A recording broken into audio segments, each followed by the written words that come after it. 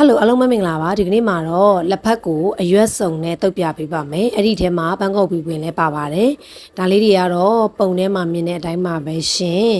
ကဲအရင်ဆုံးဂေါ်ဘီလေးတွေကိုပပလေးလှီးလိုက်ပါမယ်ရှင်ပြီးတော့ခန်းညင်ဒီကိုကျွန်တော်တို့ကဒီလိုအလဲကိုနှစ်ချမ်းချမ်းပြီးဆိုတာနဲ့ဒီအလဲမှာပါတဲ့အနှစ်တွေကိုညှစ်ထုတ်လိုက်တယ်နော်ဘာလို့ညှစ်ထုတ်လိုက်တာလဲဆိုတော့အဲ့အနှစ်တွေကကြာလာရင်လေဒီလိုနယ်နေနဲ့အရည်တွေထွက်လာလို့အရည်ထွက်လာတာကိုမကြိုက်လို့ပါလက်ဖက်တုပ်ကိုပါဝင်ကိုညီတဲ့တက်အိမ်လုံးမှာတရားကဗာလဲ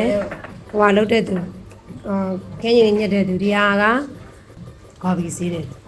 မိုးပါဆေးတယ်ကော်ဖီလီကော်ဖီဆေးဒီမှာမျိုးစုံတော့တပည့်တွေဒီမှာတပည့်3ယောက်ကဲခင်းညင်တွေပပလဲညက်ပြီးသွားပြီဆိုရင်တော့ငြုပ်သီးစိမ်းလေးတွေကိုရေဆေးပြီးတော့ခုလိုမျိုးလေးညက်ပါမယ်ရှင်ကဲညက်ပြီးပြီဆိုရင်တော့ကျမတို့ပန်းကော်ပြီးပင်လေးတွေကိုကိုလိုတလောက်ကလေးပဲ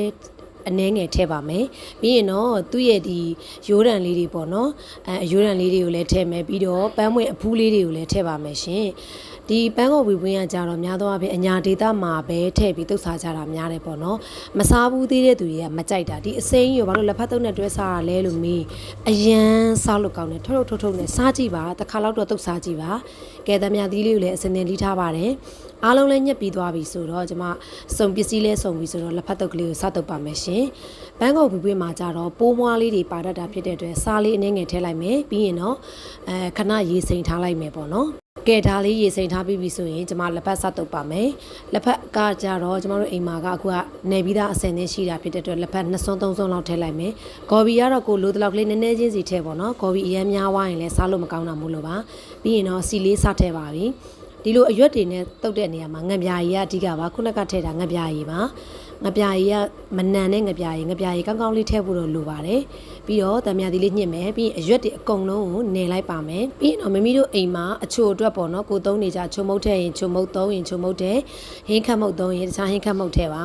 ကဲအားလုံးလည်းပြီးပြီဆိုတော့ကျွန်တော်တို့ခုနက